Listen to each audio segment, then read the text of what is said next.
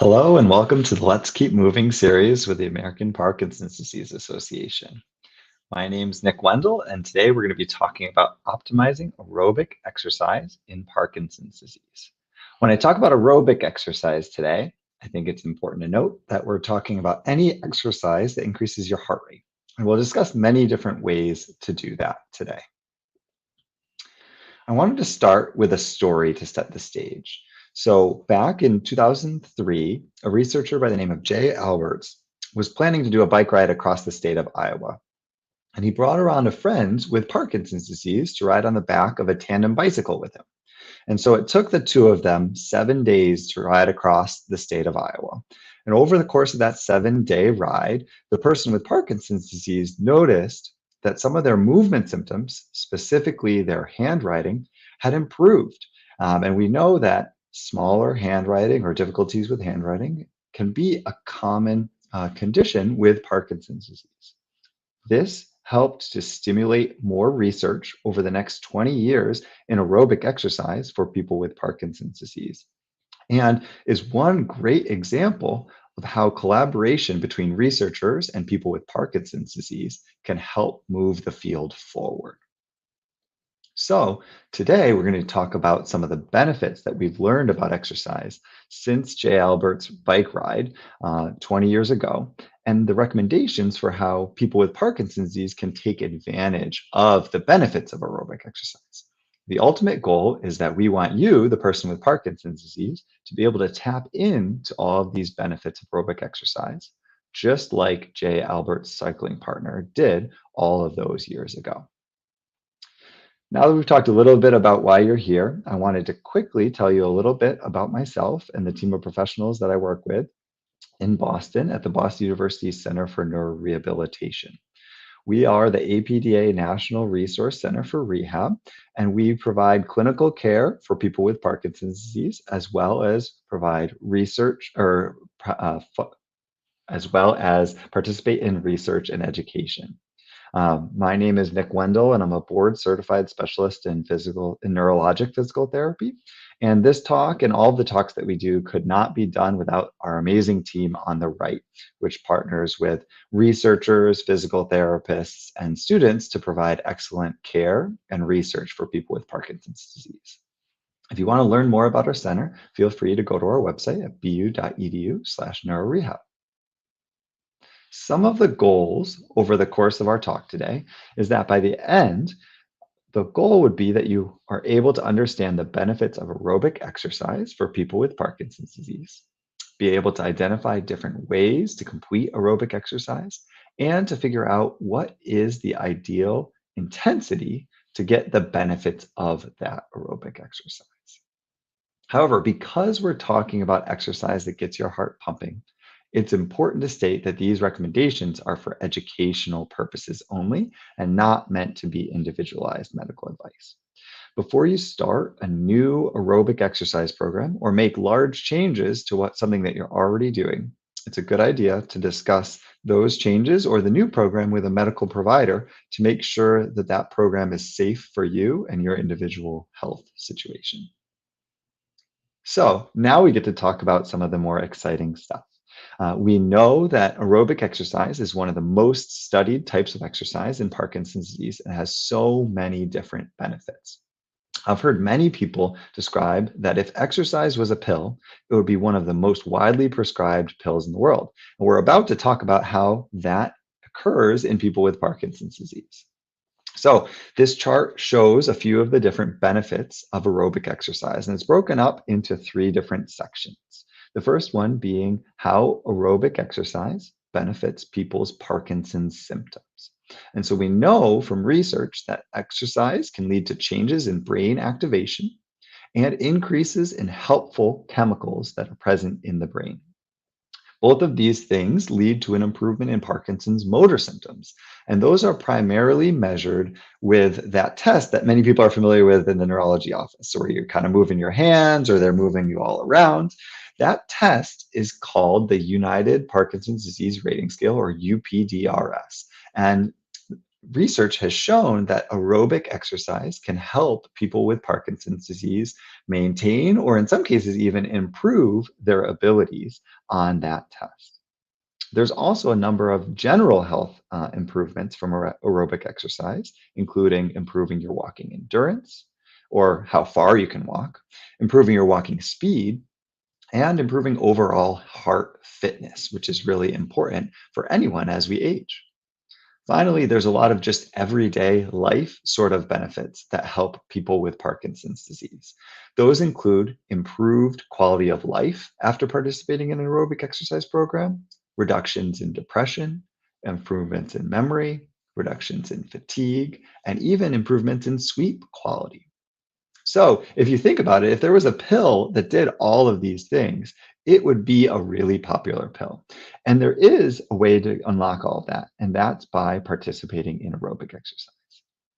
Now, we have the chat going, and I wanted to make sure everyone involved is able to engage with each other, and we can hopefully learn from all of you on this talk. So I was curious, do any of you on the chat feel like you've felt any of the benefits that I've talked about as a result of participating in aerobic exercise? If so, and if you're comfortable, feel free to share that in the chat.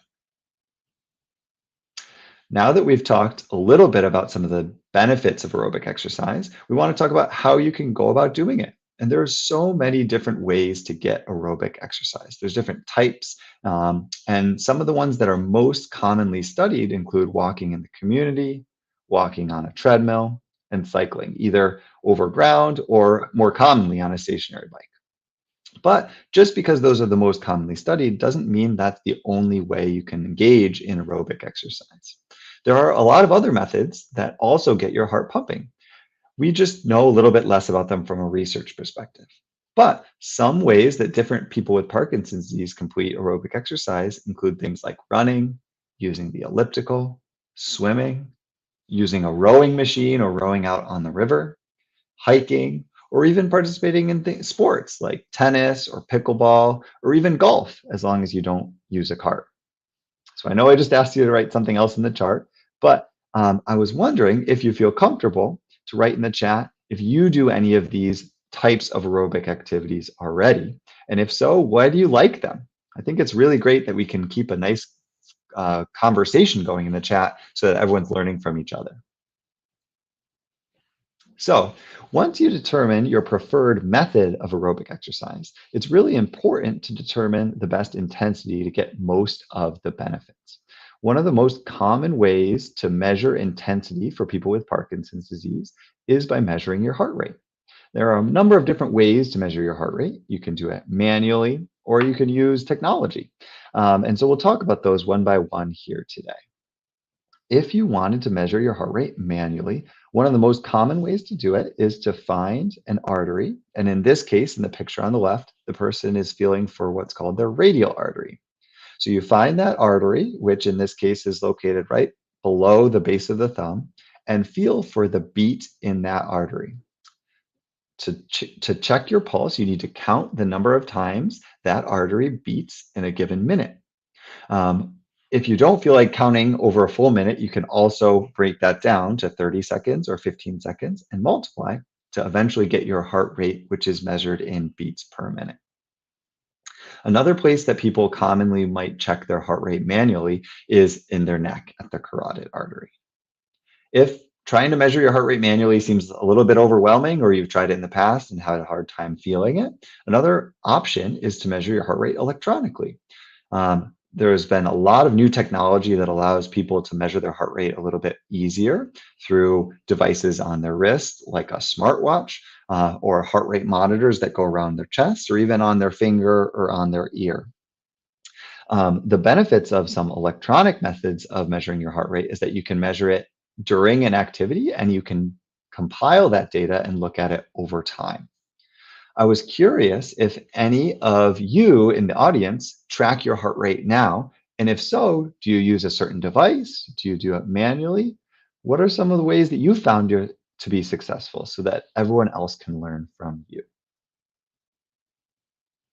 So once you've figured out how to measure your heart rate, we want to use that information to calculate the appropriate intensity for your aerobic exercise. And so there's a number of different ways to do that, but it all starts with first calculating your maximum heart rate. There are a lot of formulas and ways to calculate maximum heart rate, but the one I have here on the slide of calculating 220 minus your age is one of the most simple ways to do it. So first you calculate your heart rate, your maximum heart rate by subtracting 220 minus your age. And then aerobic exercise in general should happen at about 70 to 85% of the maximum heart rate. Um, an example of this is using the person on the page here, Gina. So Gina is 64 years old. And so given that formula, her maximum heart rate would be 220 minus 64, or 156 beats per minute. Now, Gina probably shouldn't exercise at 156 beats per minute because that's going to be a little bit too vigorous for her. And so her appropriate range for aerobic exercise would be 109 to 132 beats per minute. And the way we calculated this is we took 156 and took 70% of that to get to 109. And then for the upper range, we took 156 and took 85% of it to get 109 to 132 beats per minute. This is a way that you can calculate your appropriate intensity on your own, but I always recommend working with an exercise professional as they are able to use slightly more complicated formulas to get a more precise measurement.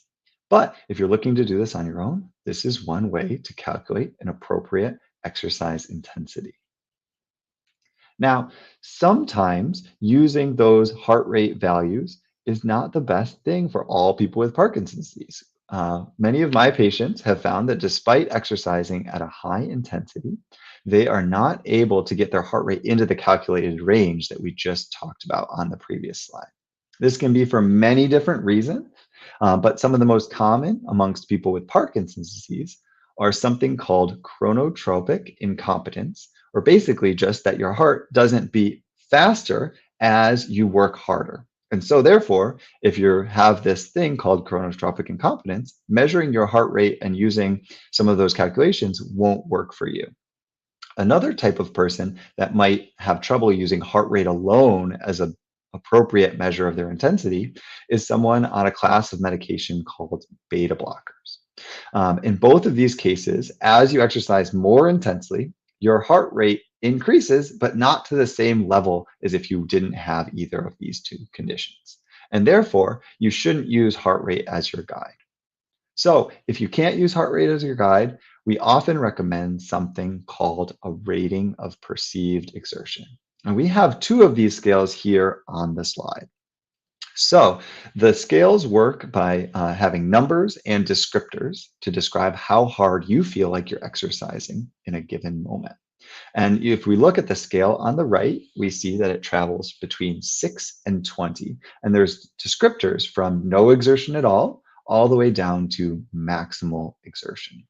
And so if you're exercising and you're at a 6, that means you're probably not exercising quite intensely enough. But we also probably don't want you at a 20 because then you're pushing yourself too hard. Really, the sweet spot for exercising using the scale lies in the 14 to 17 range, or hard or very hard in terms of your exercise. The reason these numbers are a little bit funny, going from 6 to 20, is that if you wanted to, you could add a 0 next to those numbers, and it would be a good estimation for your heart rate. For those people that don't want to use a 6 to 20 scale because it's a little bit confusing, we also have the scale on the left, which is a 0 to 10 scale. And that is the same words or similar words. And if you're using that 0 to 10 scale, we would recommend that you are exercising between a 5 and a 7. So this is just another way if you maybe can't get your heart rate to the appropriate range, or if you have trouble measuring your own heart rate or don't have access to some of the heart rate monitor technology that some people do. The easiest way to do that is to use the rating of perceived exertion. So now that we've talked about how hard you should be exercising, I think it's also really important to talk about how often it's recommended for you to exercise aerobically. In general, the World Health Organization recommends that older adults exercise aerobically 150 minutes per week. And that recommendation is the same for people with Parkinson's disease. In the beginning, you might find if you're new to aerobic exercise that it's really hard to get to 150 minutes per week. And you might have to start a little bit lower and build up over time. That's completely normal. And that's a great opportunity to work with a physical therapist or another exercise professional to help build yourself up to meet these guidelines. But that 150 minutes per week shouldn't be all done in one day. And it can be broken up into smaller chunks depending on your lifestyle, your ability level, or even just your schedule. So some of my patients will exercise 5 days a week. They try to do Monday to Friday and they do 30 minutes. Whereas other people are a little bit busier. And so they do a longer chunk, say something like 50 minutes, but only do it about 3 days a week. And then still others, um, have a hard time exercising for the full 30 or 50 minutes. And so they shorten it to 20 to 23 minutes and they do about 7 days a week. The main point is that, when you're exercising, you should personalize it to you so that it fits with your schedule and your lifestyle. But you try and at least do 10 minutes per bout of exercise. So if you're going out to exercise aerobically, you should do it for at least 10 minutes at a time. So one of the hardest parts about starting exercise is not actually starting it up, but instead sticking with it. And so when I work with patients, it's really important for me to find out what motivates them, figure out what they enjoy in order to help them stick with a routine. One example that I often use is that trying to start a new exercise routine or trying to exercise is just like starting to try and eat more healthy. If your doctor told you that you needed to eat healthier, but the only way you could do it was by eating broccoli, this would go one of two ways. If you loved broccoli, then it would all be good. You'd eat broccoli and you'd be, eating healthier. But if you didn't like broccoli, it's unlikely that just having the doctor tell you that this is something you need to do is going to help you to stick with this new health habit for very long. A better idea would be for the doctor to work with you to describe various ways to eat healthier and find out what healthy foods you like to eat so you're more likely to stick with it in the long term. When I think about even just my own exercise, I know that I don't like to exercise indoors. And so if someone told me that that was the only way I could exercise, I know I wouldn't be very successful in the long term. I like to be out in nature and in the elements, and I find that peaceful and relaxing. And that allows me to stick with my exercise, even though I live in Boston. And just like the picture on the right, it's often snowing. So the key, if you wanted to get me to exercise, would be to understand that and help me find ways to do it when the weather is varying levels of cooperation. So I wanted to ask you guys, what do you do to help you stick with your exercise routine? I'm really hopeful that we can have some really good discussions in the chat and learn a lot from from each other, and so we can apply it into our lives. All right. So while you're writing that in the chat, I wanted to thank you all for listening and share a little bit about our exercise helpline that's housed at Boston University. We have a helpline that's available, a toll-free number at 888-606-1688, as well as an email address, which is rehab@bu.edu, for you to ask any of your exercise-related questions. You can ask these questions and a physical therapist will get back to you with answers on how to exercise better, how to find exercise resources in your area. And it's something that we want to make sure you know about so that you can get your questions answered. So I wanted to thank you all for listening in to today's presentation. And I left a lot of time here for questions and discussions, and I hope there's been a lot going on in the chat. I wanted to bring on my colleague, Tim Nordahl, who's a physical therapist, to help us get some of these answers for some of the questions that you guys have shared in the chat today. Hello, Nick. Thank you so much. This was a great presentation. I really appreciated it. And we've got a lot of great audience participation. It's great to watch everyone's comments and see just the kind of variety that people are doing to get their exercise in. You hear about things like running and walking and swimming and kayaking. And I think that's one of the first questions is some different types of exercise. People are wondering about something like, would boxing be considered a type of exercise? Yeah, so a lot of people Aerobic really exercise, enjoy sorry. boxing, and I think it's been, really popular for a lot of people with Parkinson's disease. And I recommend boxing to some of my patients because I think it has a wide variety of uses. The whole time you're in a boxing class, you're probably not in the aerobic exercise zone. There's other times where you're maybe doing stretching, or maybe you're doing some strength training exercises. And those probably wouldn't be considered aerobic exercise. But there's a lot of time in boxing where you're doing things like jumping rope or other activities that get your heart rate up, or even just walking around or doing more vigorous punching combinations. And those times would be considered aerobic exercise. So if you're trying to figure out how much of my boxing class would count for aerobic exercise, you want to think about what percentage of the class do you really feel your heart beating more vigorously than just you do at rest. And you can use that as a little bit of an estimation. Yeah, I think that's a great point, because Lynette, I saw your question about just sort of with the aerobic exercise. The question is really like, are we trying to keep the heart rate in that range for the entirety of the workout? Yeah. So Lynette, thank you so much for such a great question, right? And you calculated your heart rate range for yourself. And so we know some of this from research that's been done in aerobic exercise. If you're able to keep your heart rate in that range, that would be ideal. But oftentimes we have to work up to that.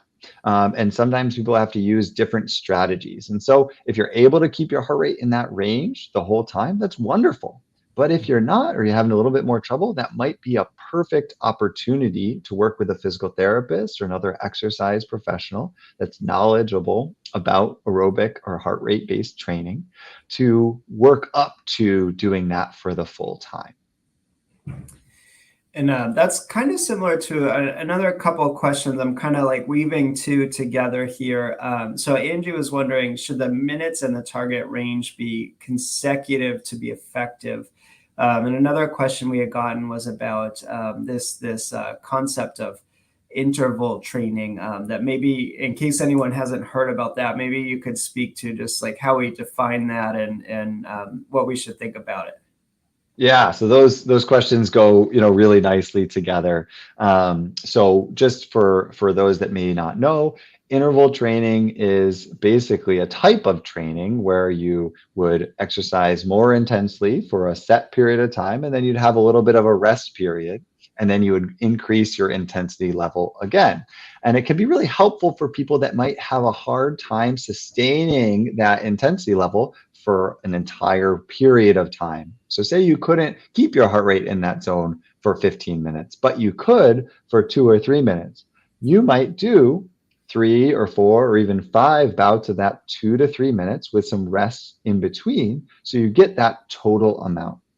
We don't know, based on the literature, if interval training is as effective as sustained training as it relates to aerobic exercise. But the way I think about it, and I think a lot of my colleagues, is that something is better than nothing, right? Mhm. And so this allows you to get your heart rate into that zone for the total amount of time, whereas otherwise you would not be able to do it.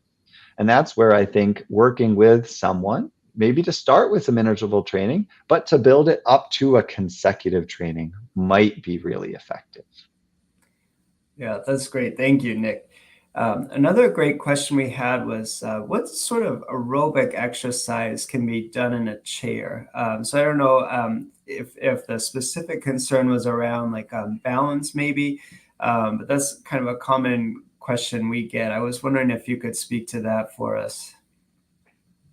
And that's, I think, one of the most exciting things about this aerobic exercise research is that it can be accessible to a lot of people's different ability levels. And so, while some people may enjoy, running or kayaking, other people might feel more comfortable exercising in more of a sitting position. And there's been some really, really well done exercise studies on biking, which is done in a sitting position. So if you're able to get onto a bike, whether it's a sitting upright bike or what's called a recumbent bike that has a lot more back support, that could be a really great avenue to get an aerobic exercise in a sitting position. If getting off of your specific chair and onto a bike is challenging for you, there also are different devices called pedalers, which basically bring the feet position of a bike to your chair. And that can be another great alternative if getting onto a bike is harder for you. So there's lots of different options and different ways to be creative and allow you to access this aerobic exercise. Great. One thing I noticed in the comments were a few people had asked about just kind of local recommendations for them. So I wanted to encourage everybody to get in touch with us with the APDA exercise helpline, because we might be able to give you a little bit more of like a recommendation. If you need to see somebody in your area, you can give us a call here and we'll be able to help make a connection for you that way. It's great watching all the comments and seeing sort of the tips and tricks that a lot of people are using. It looks like there's just a lot of different ways people are getting their aerobic exercise in. And Nick, it seems like a lot of people are using the Garmin or the Apple Watch to kind of watch their heart rate intensity. And then one of the other things I saw looking over the comments was a lot of people are using family and social support to help them stay on track with the aerobic exercise. Also kind of like using that group setting is really helpful for a lot of people. And sorry. Go ahead. Sorry. I was just going to say, that's so exciting to hear, right? These are things that I hear from my patients, but hearing from people all across the country, all across the world on this chat here today, it's really exciting to hear that those are ways for you to be successful. And if you're just starting out, learn from your peers, learn from other people with Parkinson's disease to see maybe you can try and start doing some of these things. I think that's so exciting, and hopefully everyone gets a little something from today. Thanks, Nick. I think we've probably got time for like one or two more questions, and then anything we haven't gotten to, again, please keep the APDA helpline in. We'd love to field any questions that we didn't get around to there. Marilyn was asking, for someone with Parkinson's who moves slowly, how would we recommend they get enough intensity to benefit from the aerobic exercise? Yeah, I think that's a really good question. And I think it gets back to kind of that idea of personalizing this, right? Yeah. And so you might try a few different methods, right? So maybe if you move a little bit more slowly, something like a treadmill where there's a belt moving under you could be helpful. Or maybe using a bike where you're supported and you feel really stable from a balance perspective could be really helpful. I think one thing that I think about a lot when I have patients that do maybe move a little bit more slowly is giving some sort of feedback so you have a sense of how fast you are moving. So on a treadmill or outside walking, you could measure your speed. Or if on your bike, there's something called cadence, which is how many times you move the pedals in a certain amount of time. And so using that to hold yourself accountable and to try to challenge yourself might be a way to kind of build up that intensity slowly over time. Yeah, great, Nick. Thank you so much. I had so one, I think, last question that we have time for, which I was looking at because I think it'll feed into our next part of the series. Kieran was asking, is there any exercise for freezing of gait or to get out of freezing of gait? Yeah, so that's a great question. And I think it does lead into our next series for the Let's Keep Moving series. Aerobic exercise, which is what we're talking about a lot today, is helpful for many types of Parkinson's symptoms. And we talked about that in the slides. However, freezing of gait would need a little bit more of a specific approach rather than just walking on a treadmill or biking. Those things would be still important for people who experience freezing of gait, but they might need a slightly more tailored approach. And so if you're someone that experiences freezing of gait, I'm going to put in a little plug to make sure you tune in April at our next series for the Let's Keep Moving series. Oh, thank you so much, Nick. I really appreciated this. I appreciate everybody's comments, but thank you again. Awesome. Thanks, Tim. And I wanted to make sure to thank all of you for being so participatory throughout this whole webinar today. And I hope you got a little bit of something out of it. Like Tim mentioned, if you have continued questions, feel free to use our APDA National Rehab Resource Center helpline. And I hope you tune in to our future broadcast coming up in April as part of the Let's Keep Moving series. If you maybe missed some previous Let's Keep Moving series, you can always check out our YouTube channel where these talks are recorded. And I hope you have a wonderful and great day.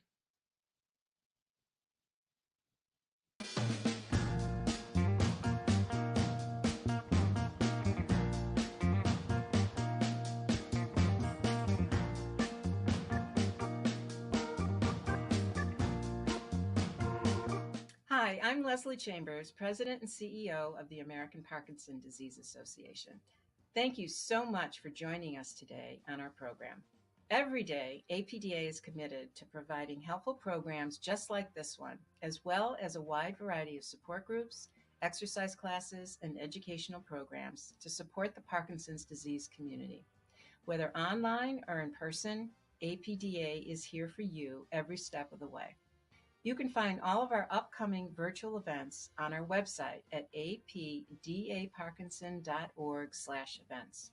We keep you posted on our social media channels as well, so make sure you follow us there. You can also connect to local resources and events through our nationwide network of chapters and information and referral centers. Remember, we're just a click or a phone call away. If you've enjoyed today's broadcast, I hope you will consider making a donation to help keep programs like this possible. Every gift, large or small, helps APDA support people living with PD through thoughtful programming, reliable resources, groundbreaking research, and more. Please visit apdaparkinson.org/donate today to support our critical work for those with Parkinson's. We are so grateful for your generosity. Thank you.